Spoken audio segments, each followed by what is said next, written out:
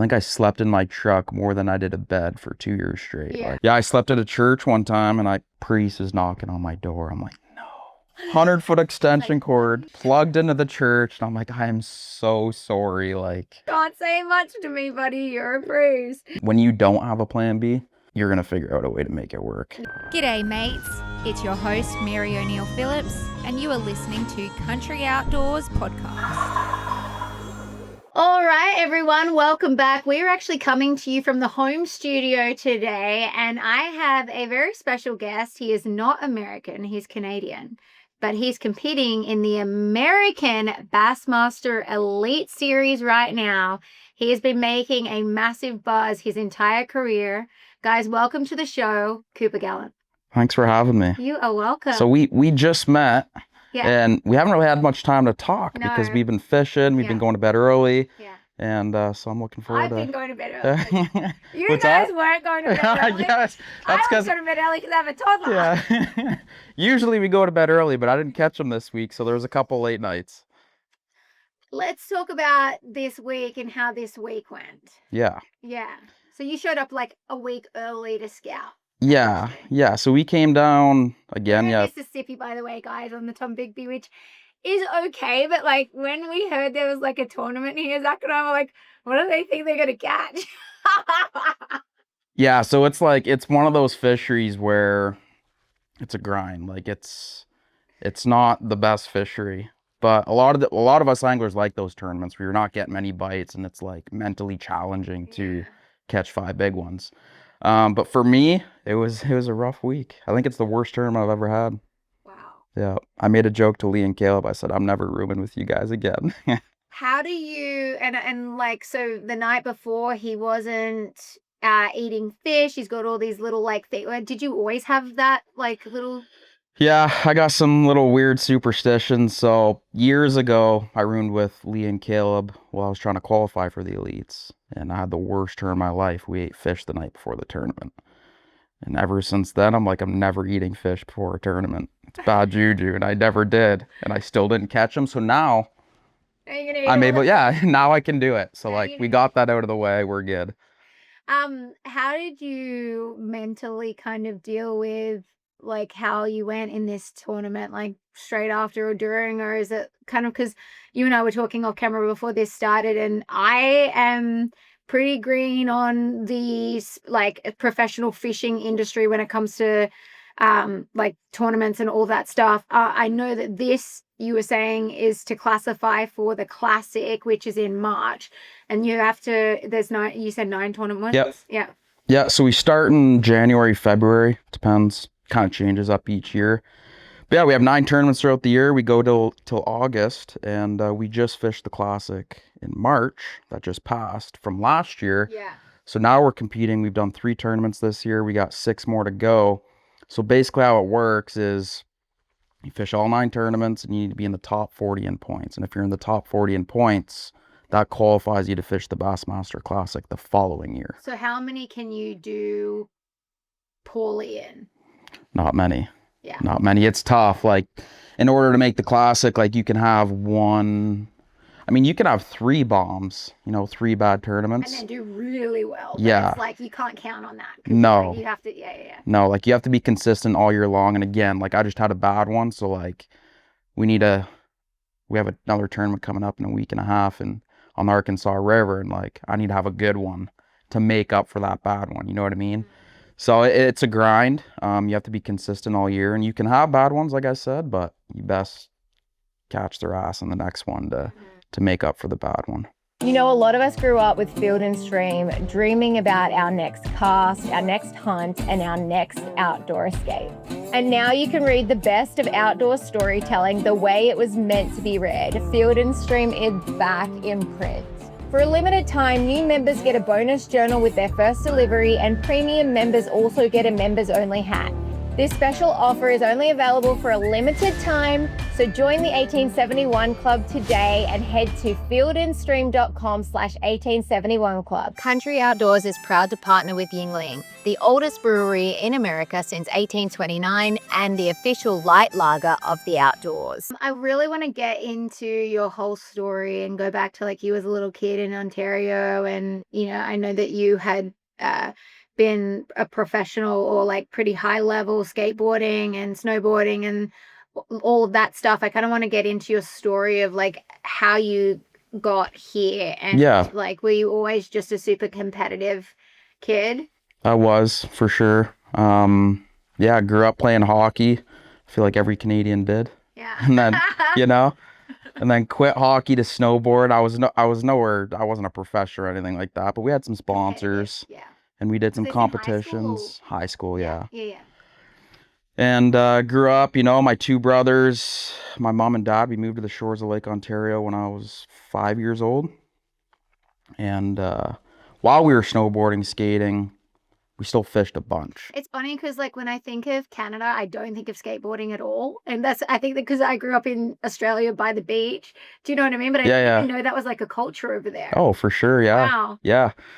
And we had fun doing it, and kind of like, it's crazy to look back on because what we're doing today with like filming and everything all came from snowboarding and skateboarding growing up. Because we used to we did like all the street stuff for the most part. We did some like local competitions at our local hills and stuff. But we did all the stuff in the streets and we filmed it all, and we had some sponsors, and we used to travel all across Ontario hitting handrails. Had a lot of fun doing that. We all broke too many bones, and then again, during that whole time, we all loved fishing. We grew up on Lake Ontario. We had the river right there. We caught big steelhead, salmon. My dad's the one that got us all into it. I have two older brothers, and they love doing it. They don't do it competitively, but we all love fishing. And Dad was down here all week with him in the boat, and it was so sweet to see. And you could just see like that he just loves seeing his son living out his dream. It's really lovely. Yeah, and I love having him around. I always joke too sometimes, like having my own pit crew. He's super handy, so like something happens, like he's there, like ready to fix it. And probably don't have to pay him much. No, he's cheap. He's cheap, and he's my camera guy, so he films for me all season on the Bassmaster Elite Series, which is awesome. Love having him around. Saves me a bunch of money from having to hire someone full time. Yeah. And we have fun. We have a lot of fun, but it all started with skateboarding and snowboarding. The whole filming deal. We had our own YouTube channel. I'll have to show you some videos after. And now we're here fishing on the Bassmaster Elite Series. It's crazy. Well, I'm sure there's a lot that's happened in between. Tons. All of that. When did you first start competing as a kid? And like when did you as well decide to go one way instead of another? Because if you're doing all of these other, athletic sports, when was the decision made? Yeah, it was like I kind of stopped, like gave up snowboarding completely. Why? When I like started getting into tournaments and realized that like you could do it and make money, and like more money in fishing than in snowboarding. Yeah, and you don't break bones. True. So that was a deciding factor. Like snowboarding, I knew I wasn't good enough to even make a career in it anyway. And I quit snowboard. I think like me and my two brothers, we kind of quit at the same time. And we all kind of just started fishing more. And I started fishing tournaments. I fished my first tournament when I was 12. And joined, so it's called Ontario Bass Nation. It's the same thing I do now, Bass Nation. Yeah.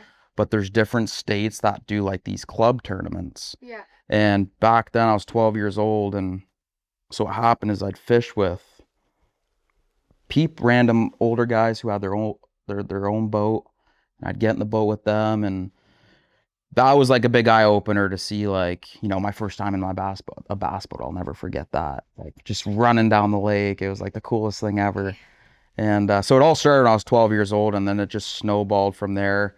I was working full time right out of high school, and worked. I did a bunch of different stuff. Anything I could do to to help pay for fishing. I did spray foam insulation for a while.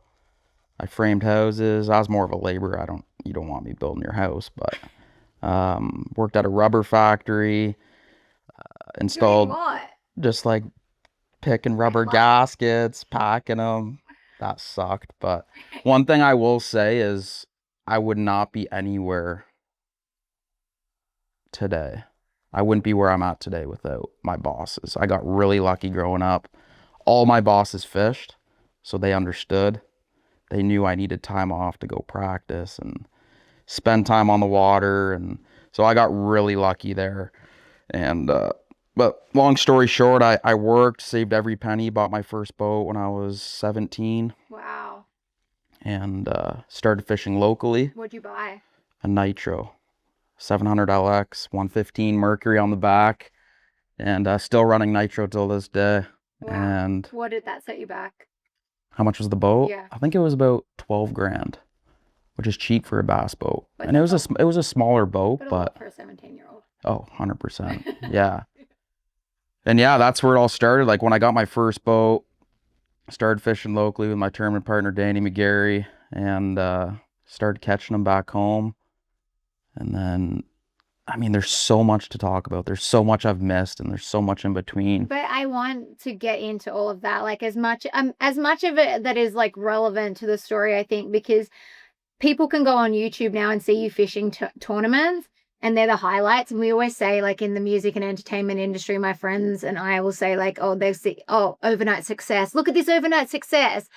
But for the people that know, well, that was actually like 15 years in the making, Yeah. you know what I mean? And so, like, I think it's really interesting for people to know all of those little things in between, all the little shitty jobs that you had to work and shitty motels you had to stay in, and, you know, the things that sucked as well, like the failures along the way, or the real life stuff that goes on too in between all the fishing tournaments. You're still a person with family. There's tragedies that go on, all of this stuff, you know? For sure. For Yeah. sure. Like when you said sleeping in hotels and stuff, there was 2 years where I was really grinding, like coming down to the States, trying to make it to the Elite Series. I think I slept in my truck more than I did a bed for 2 years straight. Yeah. Like straight grinded. And it was fine. I enjoyed it. Like I'm an outdoorsy kind of guy. Like I enjoyed it. It was like camping out. We did tents, and Dad was around for a lot of that too. We'd go to a tournament, sleep in a tent, and we enjoyed it. But at the same time, like it was still a grind. Like you're on a budget. Yeah. Like I don't have unlimited money. Like this is what I can spend this week. This is what I can spend that week. And so yeah, there's definitely a lot. I slept in a lot of random parking lots and stole some power from some random buildings to charge the boat. Like we did whatever we could to try and make it. And Yeah. and I feel like that's what you have to do. Like Sure. you have to be hungry, because there's so many people now that want to make it. Yeah, And it really comes down to like who works the hardest and who wants it for sure. the most. When I moved to Nashville in 2015, I moved completely over here by myself. I moved to LA originally, and then I hated LA and God told me to leave. And so I came down to Nashville, and I had about $5,000 saved up, and that was to last me until and I didn't have a green card either. So I was like over here trying to survive and couldn't get a job and all of this. And I literally walked everywhere, and no one walks in Nashville. Like everybody drives trucks and stuff, and I look like this crazy girl, but I would like walk everywhere. I paid for my own production, all of this stuff, and like I literally lived off a loaf of bread and a Jack Link's jerky bag for like 2 weeks straight, because I was paying for this production to get done so I could go back to Australia, edit it all, put it onto a website, Wow. and then come back again.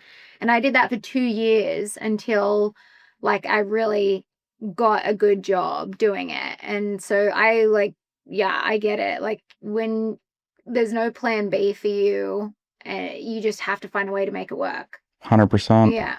Yeah. And I feel like talking about that whole plan B thing, it's funny because like growing up, my parents were always like, my mom was worried about me. I'm not gonna lie. She's like, Coop, what are you gonna do? Like, Yeah. and I'm like, I'm gonna be a professional bass fisherman. And like told my teachers that. They're like, really? Like, but like I literally did not have a plan B. And when you don't have a plan B, you're gonna figure out a way to make it work. Yeah. You know what I mean? I feel You like get really creative. you have no choice, and you Yeah, get you- creative, and you figure out a way. Yeah, you do. And like when it's like, I don't know if it's desperation, but like you're desperate for your dream to come true for sure, to the point that like you're gonna think outside the box of somebody that's comfortable. And so like even like from myself personally, like when I would come over, I was so bold. I would reach out to like every artist and say, hey, can I do an interview with you? I wouldn't even do that now. Do you know what I mean? Yeah. Like I wouldn't do that now, but that girl was like, we've got to make this happen. Yeah. Because I'm not going back and working corporate in Sydney ever again. That was murder, you know? Yeah, 100%. So no, I love hearing that. Tell me some crazy boat ramp stories. Crazy boat ramp stories.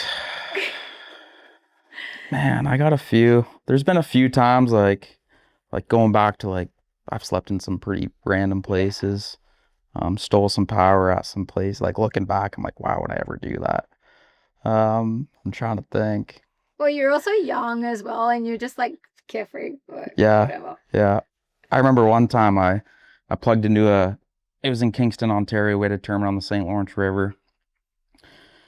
And again, I'm on the road, like I'm living in my truck. Like I'm just sleeping in random parking lots, Walmarts, and I almost got my truck and boat towed away from a Walmart one time, which is crazy because I've slept at a million of them. Yeah. But apparently this one you weren't allowed to sleep at. That's weird. And I woke up at like 2 a.m. and there was a tow truck about to tow me away, and I'm in the front seat of my truck sleeping in it. That's another one. But yeah, I slept at a church one time, and I felt so bad. So I pull up to the back of the church. It was late too because it took me like an hour and a half to find a plug. I pull into the back of this church. I'm like, okay, I gotta make sure I'm up for 8 o'clock before everyone gets here. And then it was Sunday. Yeah. I rolled in late Saturday night, and I remember waking up and it was pouring rain. And I go back to bed because I'm like just tired, whatever. I was Back to up. bed is in like the truck. Yeah, like in my front seat of the truck. Yeah. And I went back to bed, and all I hear is the priest is knocking on my door. I'm like, no, I didn't wake up in time. I slept in. And he's like, and I have my 100-foot extension cord, like I'm in the middle of the parking lot, 100-foot extension Like, cord "Hey, we got church." plugged into the church. And I'm like, I am so sorry. Like, yeah, it's, Thankfully, it was a priest. What did Yeah, he say? yeah. Oh, it's all right. yeah. At first he's like was kind of confused. He's like, what are you doing? And I'm like, Yeah. like, I didn't know what to say. I'm like, and I'm like just waking up, and I'm like, can't even get my thoughts straight. And I ended up just telling him like, oh, sorry, like got in late last night and he did some power, and he's kind of like a little ticked off at first, but he ended up forgiving me, and it Maybe was he all also good. Then remembered he's a priest. Yeah. And he's like, lock it up. You're like, you can't say much to me, buddy. You're a priest. Yeah. All right, guys, I have a confession to make. I have a terrible sense of direction, and it's no wonder I haven't got lost in the woods or eaten by a bear at this stage, but there's a reason for that, and it's because I have Onyx Hunt. Onyx Hunt is incredible. It's an incredible mapping feature, and it has helped me navigate my way out of some pretty sketchy areas using the compass feature. I've been able to get back to my truck. I've been able to drop pins and waypoints to be able to coordinate how to get to A to B, to be able to find that turkey that I saw on the road and knock and get permission. Guys, though, if you really want to know who's a fanatic at dropping pins, it's my husband, Zach. If you look in his phone, he has thousands of these pins. If it was the 1920s, he'd be able to trade them and get some money out of them. But don't take my opinion. Go and download Onyx today and check it out for yourself. Good luck this fall. Tell me like what it was like when you got your first, well, who was your first big sponsor? So my first big sponsor was probably Mercury Marine. Which is a I'd massive one. Yeah, I had some other ones like before that, like Streamside. I don't want to miss anyone. Canada Rubber Group, that place I used to work at, they sponsored me. you. Yeah. Oh, that's so nice. Yeah, so going back to like my bosses growing up, they all supported me huge, which was everything, and something I'll forever be thankful for. Because like I said, without my bosses growing up, I wouldn't have been able to have the time to chase this crazy dream. Anyway, but yeah, Mercury Marine was like my first big one. And they took a big gamble on me. Forget what year it was, but at the time I was nothing. Like I really was. Like I was young, winning some tournaments back home, but like I wasn't even doing anything in the States yet.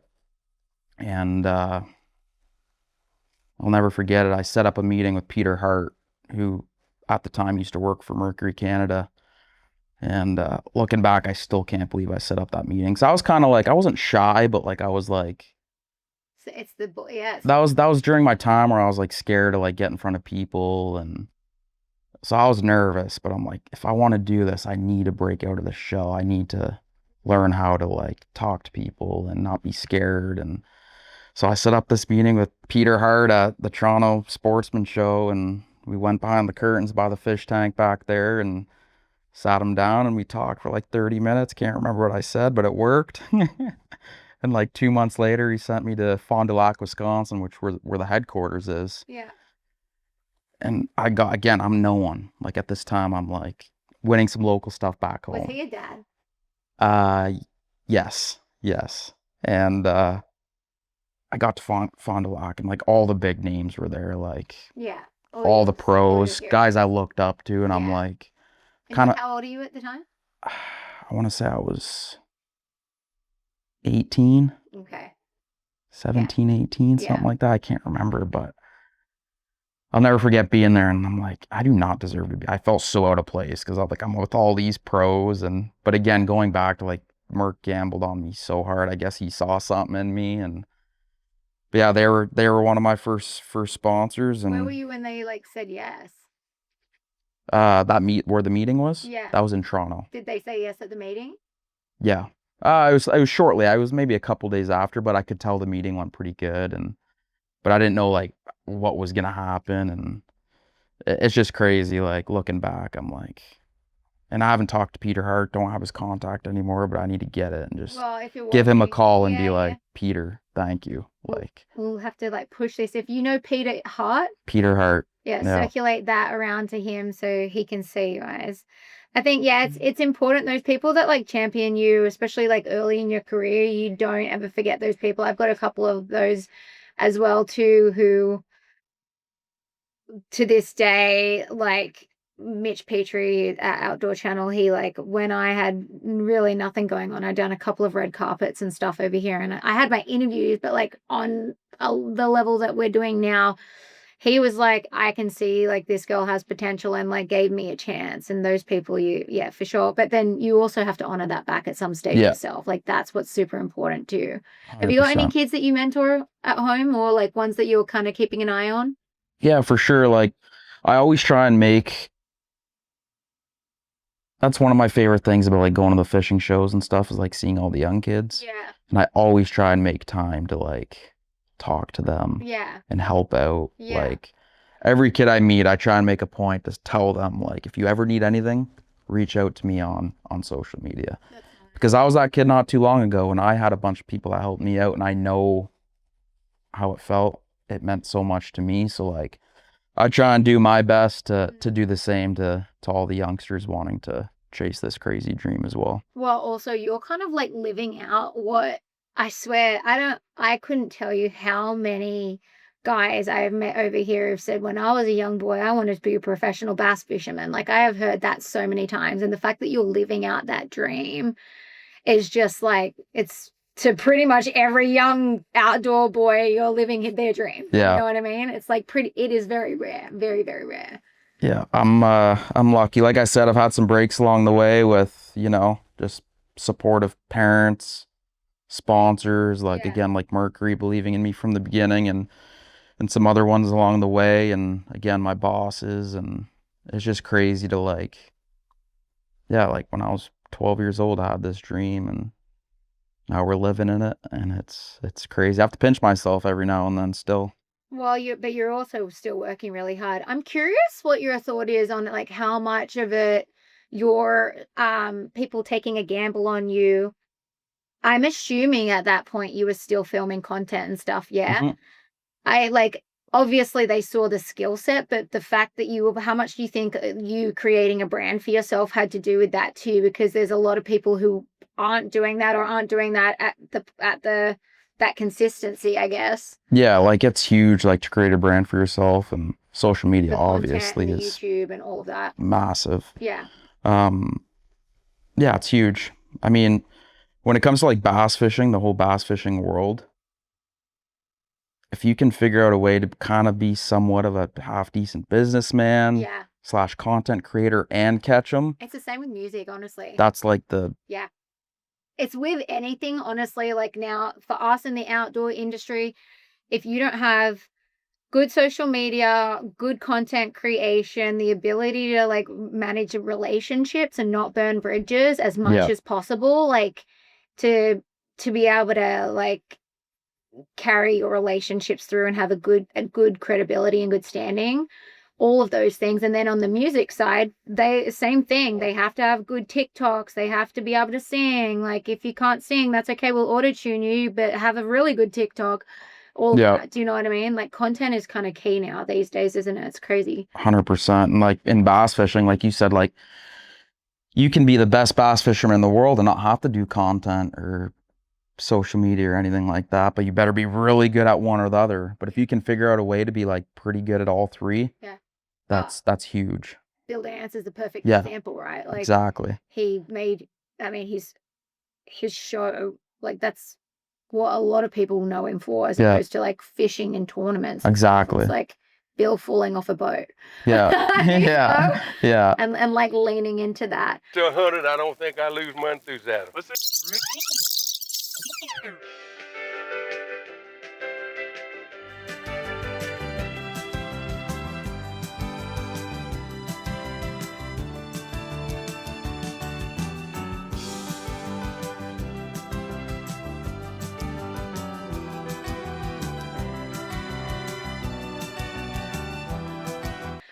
Do you think that you had an advantage coming from Canada when it comes to like smallmouth? It definitely helps for sure. Like being from up north and growing up fishing for smallmouth our whole lives. But the guys are so good now that, you know, you could be a dude from Florida and come down and figure it out. Like guys are just better than they've ever been. And with the technology nowadays, We saw Taku, the Japanese Yeah. guy out here fishing out here, and I said to Zach, like, the amount of like athleticism involved in these tournaments is insane, because he was just like Yeah. he was like lassoing the river, and I was like, it was 80 degrees outside, like Yeah. he did not stop. But it's crazy, because I've never watched like a tournament like that before, and you guys are really good. Yeah. Yeah, we Taku's awesome, by the way. He's like one of my favorite human beings on the He's planet. from Japan, and the boys were telling me, do you want to tell some stories about him? Taku? Yeah. Yeah. Yeah, he's just such like a jolly, like always happy, having a good time, the nicest dude ever. He was coming past and Zach said, that's Taku and blah, blah, blah, blah. And he said, you should say hi to him. And I was like nervous. And then he kind of got closer and I was like, konnichiwa. And he was like, oh. Yeah. No, he's the best though. I remember one time we were fishing a derb. I think I was in 4th and he was in 3rd or something. He was ahead of me one spot. And this was my rookie season. I didn't really know him well back then, but I knew like he was like good guy. Like you could kind of mess with him a little bit. Yeah. It was in the morning. I was getting some baits from him and I looked at him and I'm like, Taku, like gave me the baits and everything. He's walking away. I'm like, Taku. He turned around. I'm like, I hope you come second. And he kind of paused and looked at me. He's like, oh, thank you, thank you, thank you. And then he kept walking away and then he like realized what I said and he looked back at me. He's like, no, no, no, no, no. It was so funny. You had to be there. But no, Taku's, he's a good guy. Yeah. He's fun to be around. Who are the guys that you're competing with that are like your crew that you like to catch up with and see? Yeah, there's quite a few of them. Obviously Lee and Caleb. We just spent the week together this week here. A bunch of the boys, honestly, like everyone on tour are such good people. Like to have a good time for the most part. And I don't know, Matt Robertson, he likes to have a good time. There's so many guys that that's what's so cool about like what we do is like everyone within the industry are just, and like same thing with music and hunting and everything, like just good people. And that's one of my favorite parts about doing what I do is being able to meet people like you guys. Like I just met you a week ago and I feel like I've known you for 2 years. So it's cool. Like everyone on tour is super nice, and we always like to have fun in between tournaments. Have there been any of your role models that you've met and just been like, holy cow, I cannot believe this is happening? Yeah, for sure. Who? Like Paulnik, for example, like growing up, and even Paulnik, like me growing up, like even before I made the elites, even before I fished the opens, like Paulnik was like, you know, you'd reach out to him. He's got a huge following. He'd always get back to you, like on Instagram or something. You know what I mean? Yeah. There becomes a point where you get so many messages, Yeah, like it's yeah. hard to keep up. But Yeah. Paulnik, like I'd send him a message, he'd get back to me. Yeah. And like I remember meeting him for the first time, and he was the same dude as he was on social media, and just a nice guy. But Paulnik was one guy I looked up to a lot growing up. He's just got it all going on between, you know, he can catch them. His social media is incredible. He's a good human being. And yeah, Paulnik's the man. There's a lot of people on tour, though, that I looked up to growing up for sure. But yeah. I want to get into like outdoors in general, but before I do, what do you think is like the difference between somebody who makes it into the elite and the classic and somebody who never gets there? So it takes a lot of commitment, time on the water, and sacrifices. I mean, me growing up, I didn't have too many, to be honest with you. I didn't have a girlfriend, I didn't have kids. I was still living at home. But there's some guys that get on the road for 8 months of the year and they have a family at home. You know, time on the water is everything. And if you're not spending time on the water, you're being left way behind. So like just that's the biggest thing probably is for a lot of these guys, just spending so much time away from home. But when it comes to like trying to perfect your craft in the fishing game, it's like, and you hear it all the time, but it's number one for sure is time on the water. You need to be on the water as much as you can. And you're seeing it a lot now with the younger guys. A lot of the younger guys are winning tournaments now because they're just out there every day. And the more time you spend on the water, the better you get, the more you learn, the more in tune you get. And things just click quicker when you're doing it so much. What's like a skill that you had challenges with that you ended up perfecting? I wouldn't say I perfected it. I'm Like, still working on it. Yeah. But probably just fishing by the seat of my pants. So what I mean by that is like, so we have 3 days of practice before a tournament. Yeah. So you go out, scope the lake, try and find the 5 biggest bass in a body of water, wherever we may be. And a lot of the times, more times than none, you go out the first day of the tournament and everything's changed. There might be a cold front that comes in. It might rain, the river might rise 2 feet, and the fish move. And the hardest thing to do as an angler is being able to adapt and like figure it out on the fly. And like, yeah, so like that's one thing I've gotten better at over the years is just being able to like scrap everything I've learned and start fresh and like fish in the moment and like figure out what I need to be doing in that time. You know what I mean? Outside of bass fishing, what is your favorite type of fishing? So I love doing it all.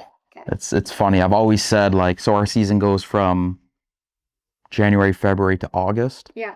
I wish our season ended in like June because I love fishing saltwater. Yeah. I don't care what it is, honestly. Like, Yeah. I'll be honest with you, bass is by far not my favorite thing to catch. It's not. It's the competitive side that gets me. Yeah. But like, I love fishing for carp, catfish, pike. I love doing everything. We actually do a series on YouTube called The Road Trip. Okay. The first one we ever did was like 6 years ago. This is our 7th season now. And the first one we did, we rented an RV and we did a 44-hour round trip. Just me and my brother, a bunch of buddies, and we just filmed and documented it. And basically they're films designed to like I want you to watch it and be like, I want to do that. That looks fun. Yeah. You know what I mean? Yeah. So they're films designed to like, we want to scratch that next fishing adventure off our bucket list and we want to inspire you to do the same thing. So we do a lot of like saltwater, bunch of random crazy adventures, Amazon River, like Africa we've done, like just some random stuff. So Obviously, You went down to the Amazon? yeah, Was that for peacock? peacocks, yeah. That was a long time ago. We're actually going this November as well. Yeah, that's like, do you sleep on a boat in the? Yeah. Yeah. Okay. But no, we love it all. Like, obviously, I love bass fishing, the competitive side of it and catching bass. But Favorite fish to eat? it's funny, I actually don't eat a lot of fish. I love it, but I don't eat a lot of it. Probably walleye. Walleye's really good. Yeah. And you got a lot of it in Ontario, don't you? Yeah, Yeah. tons. We have really good walleye fishing back home. That crappie we ate the other night was pretty good too. Yeah, and my little girl caught that. Yeah, she did. Have you seen her casting? I haven't yet. No, Oh my actually, God. Dad sent me a video because he went out with them the one day. It's so funny. Like, it just makes you realize you can really like learn anything when you're a little kid if you get into it young enough and you want to do it. Molly, I'm not kidding, guys. She's 2.5, and she's just like whipping that thing. Yeah. She's gotten so good. I got here tonight and she's out on the front lawn casting it. She wants to do nothing more than be out there barefoot in a diaper fishing with her little Zebco. It's so awesome. And she's been catching, like, we've got a private pond back here, our friend's place who lets us fish it, and it's very good. So much crappie. So no, it's awesome. It's awesome to see. What are some goals that you have for your career? I want to win a blue trophy, so a regular season event. I want to win a Bassmaster Classic and Angler of the Year. Those are like the 3 biggest titles in bass fishing. Haven't won one of them yet, but those are the 3 goals. So the elite will finish in August. You've got 6 more tournaments to fish. You've not got much wiggle room for another bad day. You got to go decently in the next 6, right? Yeah. Yeah. Yeah. How did you do in the first 2? Good in the first 2. I think we were in like 13th in Angler of the Year after the first 2. That's awesome. Had a bomb here, worst one I've had. Tom Bigby. And we went from 13th to like 43rd in points. How much though has that got to do with just everybody pushing the fish around? Like out on the water, Yeah. like pressure. Yeah. Yeah, like it, especially out here, like it's tough to begin with, and then like you have 100 of the best anglers out on a body of water for 3 days before the term even starts. Yeah. So they just. So it gets even tougher. Yeah, no, it's tough, but at the end of the day, it's an even playing field for every single one of us. Yeah, we need to catch them the rest of the year for sure. We gotta make up for our bad one last week, and then just, I don't think about it too much though. Yeah. Like, just put the bad one behind us, Yeah. move on to the next one, and Yeah. have fun. Since 1973, the National Wild Turkey Federation has been working tirelessly to conserve the wild turkey and to preserve our hunting heritage. Today, the need for hunters to get involved is just as important as the wild turkey is facing declines, and the continuation of our outdoor pursuits are at risk in many parts of the country. Visit nwtf.org and join for just $35 to leave a lasting legacy that will help conserve wildlife and unite a nation through life-changing power of the outdoors. Outside of fishing, I know you probably don't have that much spare time, but what do you do? Edit. So you're doing all the editing? I'm hitting the road tomorrow, and I don't know where I'm going yet, but I need to find a home base for a week and a half, and I'll be on the computer for 12 hours a day, just banging out content and getting some stuff done, and So there's not much downtime. not much downtime at all. Outside of season, are you are you catching up with your mates, and do you go to music festivals, or do you do anything, or is it all related? Is your So 2 years ago, I told myself, like, because I grinded for like my first 2 years on the elites, I grinded. I'm like, I need to make sure I have a good first 2 years, because once you make it, it doesn't mean you're here forever. Yeah. And if you can do good for like 2-3 years and build your average up, you have a much better chance of staying here for a long time. So like the first 2 years, I'm like, didn't do really anything fun. I was just like grinded to try and make sure I had a good first 2 years. But now I'm kind of like in a good spot where my average is good, where I've told myself to like Also make enjoy more life. time to, have some fun in between tournaments.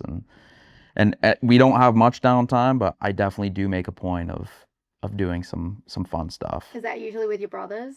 Brothers, friends I've met down How old are your here. brothers? So Colin, my oldest brother, he's 32 and Tanner's 30. So they're close. You're all very Yeah. close in age, like a couple of years apart. Yeah. What do they think? Like, do they come on many of the trips? Yeah. Yeah. So Colin, he comes to the classic every year and he films the classic. That's awesome. Tanner, he's been pumping the kids out. They've had 3 kids in the last 3 years. Someone in So the family has to. yeah, he's been busy with that, so he hasn't been able to come out to many trips or do anything with us the last little bit. But yeah, me and Colin, so he does the road trip stuff a lot with me, the multi-species stuff. So he's gonna come to Brazil in the fall, and yeah, we're all super close. My parents, my brothers. Mom? Yeah. Yeah. What's Mom like? She's not a big fisherman, but she likes to be around and have fun. And we do a trip every other year to the Outer Banks, and In North Carolina? yeah, Huh. do some Goes to the beach? do some beach fishing for shark and reds.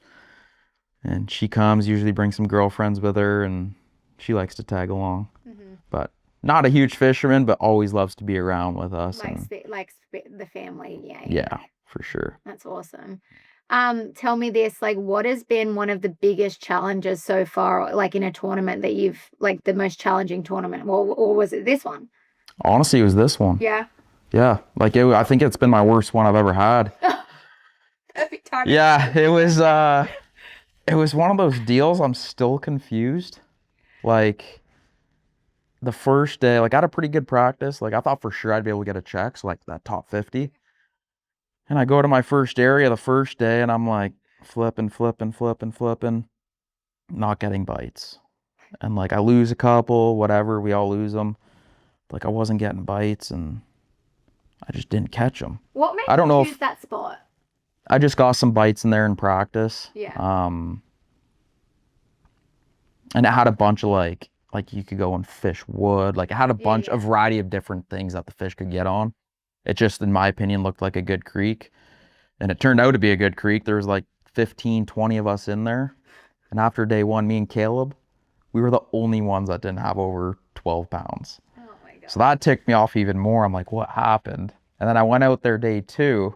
I caught him.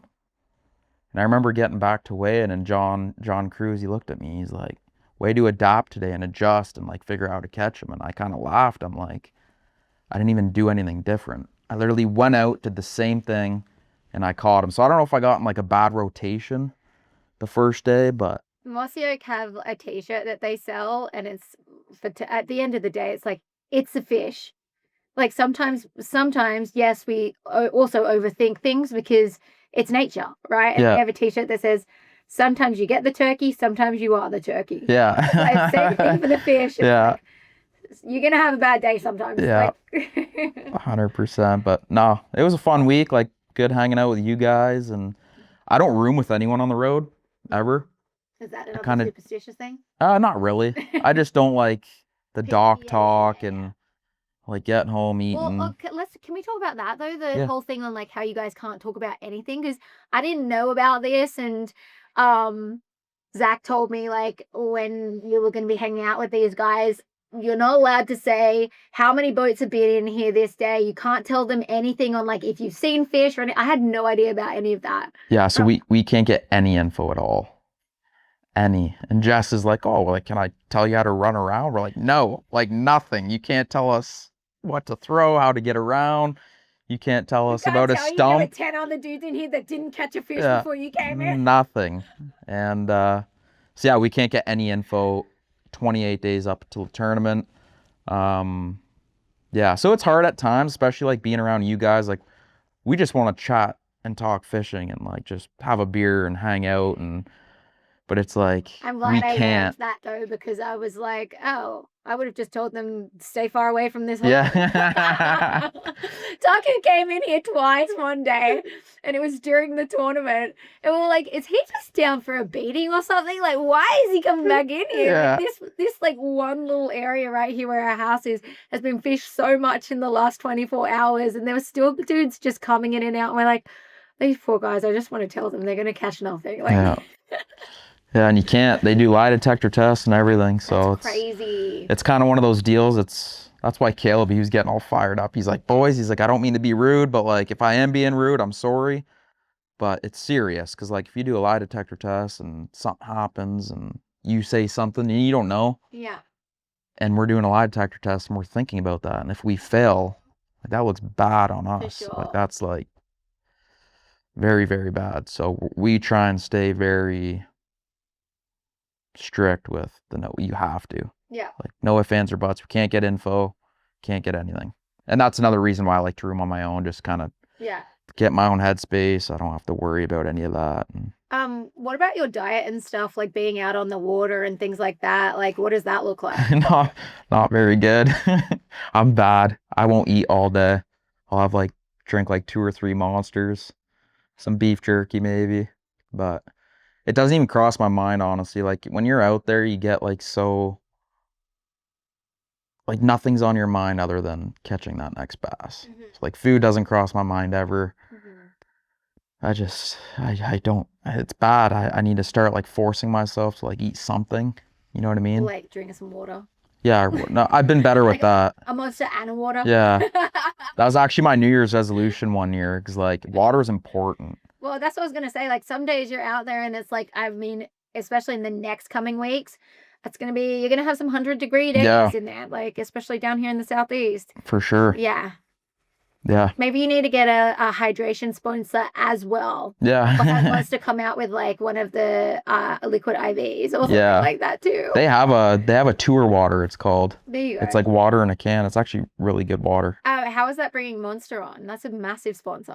And I would have thought as well, coming from like, enjoying skating and snowboarding and all of that, Monster's kind of like the peak of like partners to work with, right? Yeah, it's crazy. I'll kind of give you the rundown on how it all happened. So through my skateboard days, like, obviously, like, being a snowboarder, skateboarder, Yeah. Monster's the coolest sponsor ever. And I reached out to Hans, who's like, I forget his position, but works very closely with all the UFC guys. I reached out to him on Instagram back in like 2017. He never read it, never saw it or whatever. But like, I've been trying to get with Monster, like, been sending messages here and there for the last several years. Yeah. And I was pre-practicing for the Classic on Lake Ray Roberts 2 years ago. And I got an Instagram message from this guy who worked at Monster. He's like, hey man, like, love your stuff. And originally he liked our multi-species stuff. And he wanted to talk about the multi-species side of things. And I'm like, oh, no way. Like, that's super cool or whatever. But like, I didn't know what he wanted to do. I didn't know if he wanted to send me like a case of Monster or like what the deal was. So I didn't want to get my hopes up. And Yeah. at first I thought it was a scam, honestly. Yeah, you're like, yeah, sure. Yeah. So anyway, like, fast forward like a week later, I hopped on the call and I was on the phone with him for like an hour. And I remember getting off the phone. I'm like, this is legit. And like 2 weeks after that, they flew me down to New York City, went to a PBR, got to meet a lot of the crew. And I'm like, this is legit. Like, this is going to happen. But still trying not to get my hopes up. And then like 2 weeks after the PBR, I signed the contract, and it's just crazy how it all happened. Like, he just randomly came across my YouTube channel. Wow. He Like, hadn't even seen any of the previous messages and stuff. no, Yeah, no, but- didn't know anything about that, nothing. So like, super random. And like, Did you tell him later? oh yeah, like, I was showing him the You're like, message. "You I'm like, don't I've been understand. trying to get with you since I have a vision 2016. board with your name on it and a voodoo doll. Yeah, yeah. So it was crazy how that all came about. Dream sponsor, such good people. Like, it's And been, they just love sport in general. So Yeah. it's just perfect. yeah. Yeah. And they want to do more in fishing, which is super cool. Yeah. Hunting, Yeah. which they're already doing, but they're expanding. Like, they came to the Classic in March in Knoxville, and they rented a big houseboat that held like 300 people. Luke came down, gave free tattoos, free booze till 12. So it's cool to see them starting to get more involved in the fishing and hunting industry. Yeah. I think So it's cool. opened, like, the industry has definitely expanded a lot since the pandemic. And then also there's just been so many political changes and things like that, where I think like people got over the woke culture, people got over being censored about everything, all of this stuff. And I think like there was a period where it was like, especially like I don't know if it was like this for you in Canada, but growing up in Australia, there became like a very big disconnect in like from hunting and stuff like that. My dad hunted when he was a kid, and then there was, you know, all the gun laws and stuff came in Australia. A lot of them got abolished and stuff like that, and so people really got disconnected from like hunting, and it felt like such a foreign thing and all of this. And now because of social media and seeing like all these big actors and country music stars and all of this hunting, it's like people are now exposed to it more in the last like 10 years. And then also like what I was saying, like are sick of being told what to watch and listen and all of this stuff. And the pandemic then had all these people wanting to learn how to fend for themselves because the meat market was closed down and they couldn't rely on the government. They weren't even sure if the government was telling them the truth and blah, blah, blah. And so, yeah, I'm sure, like, did you have people during that period? Because we had, like, on the hunting side, Zach and I had started our turkey tour in 2020. And honestly, one of the reasons why it was successful was because of the pandemic, because we got a camper and we headed out west and we just boondocked and hunted the whole time. And we had people, and we were producing weekly episodes that Zach was filming and editing. And we were literally like, we had no money. Like a lot of what you said, I was like, I feel this. Like this is us. Like Zach still like edits tons of our stuff now. Yeah. But, we had tons of people because we were putting out weekly episodes like that, reaching out from like New York and stuff. Hey, how do I get into hunting and blah, blah, blah. And it was cool. Do you have people like, I'm sure as well on the like fishing side as well? Yeah, for sure. Yeah. For sure. What do you want to be remembered for? Helping out the next generation, the youngsters. Going back to what we were saying earlier, like, I want to make an impact on someone else's life, you know, whether it's a 12-year-old kid now or a, you know what I mean? Because like I said, I was that kid not too long ago, and my life's changed completely over the past few years. And I think at the end of the day, like if I can help a few kids along the way throughout my journey, I don't know how long it's going to last. Hopefully it can last for many more years to come, but I want to help the next generation, you know, and that could be something as simple as giving them a pack of baits or taking them fishing, you know what I mean? But I want to make an impact with as many young kids as I can that have a dream of fishing professionally, whether it's bass fishing, working in the industry, it could be anything. But yeah. So if there's any kids that are watching, feel free to send you a message. It might take 100%. It might take weeks, months to get back, but yep. You're there. If you have any questions, if there's any youngsters watching this, holler at me on Instagram and I will get back to you 100%. Might take me a day. It might take me 2 weeks, but I will get back to them. Is there an age limit? No. There's going to be something. I know it. There's going to be some 50-year-old dude that gets me and he's like, hey, I'm in high school. No, but honestly, like going back to like, remember I was talking about Bram Polnick, how like he got back to me and like he gets thousands of messages. Like, that kind of inspired me to like kind of do the same thing. You know what I mean? Like I try and get back to everyone that messages me, especially the youngsters. Yeah, it's good. It's good stuff. Well, thank you for coming on the show. Thank you. Tell us if people want to check out. So this is going to be airing while you're still on tour. So if people want to come and watch any of the tournaments going on, where are the next 5 stops? Whew.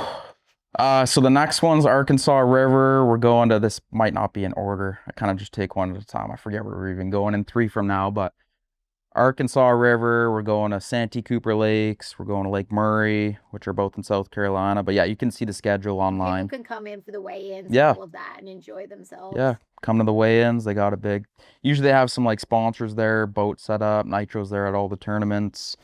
So it's cool. It's cool to come see, check out, and super well-run events. And but yeah, you can check out the schedule online. Awesome. Yeah. And for them to watch your YouTube channel. So it's just my name, Cooper Gallant Fishing. Did I say your last name's wrong? Gallant? Honestly, Gallant? like I don't even. Gallant. Did they say Gallant? Gallant. Sometimes I say Gallant. Sometimes I say Gallant. I was like, you didn't let me get through this entire interview saying your name wrong, did you? No. Gallant. Honestly, I say them both sometimes. Dave Mercer, our MC, one time asked me, He's like, is it Gallant or Gallant? My rookie year, he asked me. He's like, I don't know. I'm like, I don't even know. And he started dying laughing. Oh, Mom. Either work. But Awesome. yeah. Well, good luck in the next tournament. We'll be keeping up with you, and thank you so much for coming on. Thank you. I appreciate it. Right here